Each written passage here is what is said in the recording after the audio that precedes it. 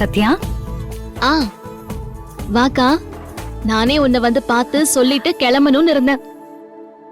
என்ன விஷயம்? ஓ, உன்கிட்ட சொல்ல மறந்துட்டேன் பாரு. நேத்து செல்வநாயகி ஆண்டி இங்க வந்துட்டு போகும்போது நாளைக்கு கல்யாணத்துக்கு முகூர்த்த புடவை எடுக்கணும், நீயும் வரணும்னு சொல்லிட்டு போயிட்டாங்க. அதான் நான் கிளம்பிட்டு இருக்கேன். ஓ,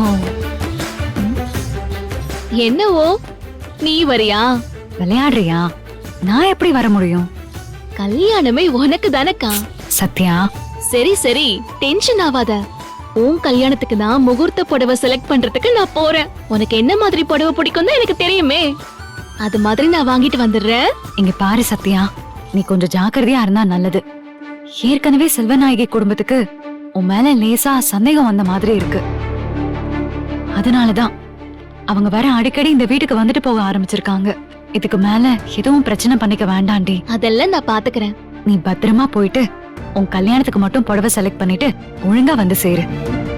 நீ வர வரைக்கும் எனக்கு திக்கு திக்குன்னு இருக்கும். இல்லக்கா, இது ஏன் கல்யாணம் இல்ல, உன்னோட கல்யாணம்.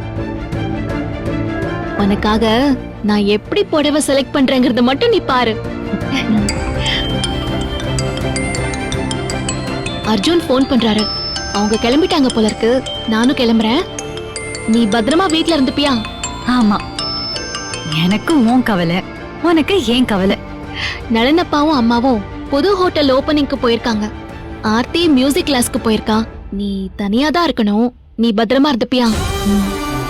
ஏதாச்சும் எமர்ஜென்சினா உடனே எனக்கு போன் பண்ணு, நான் ஓடி வந்துருவேன். நான் பாத்துக்கிறேன்.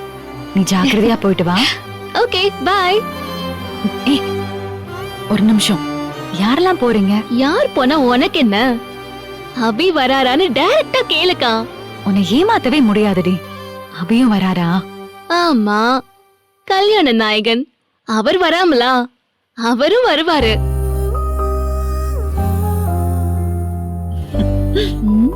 என்ன அபின்னு சொன்னதும் கண்ணுல ஒரு மின்னல் வெட்டுது.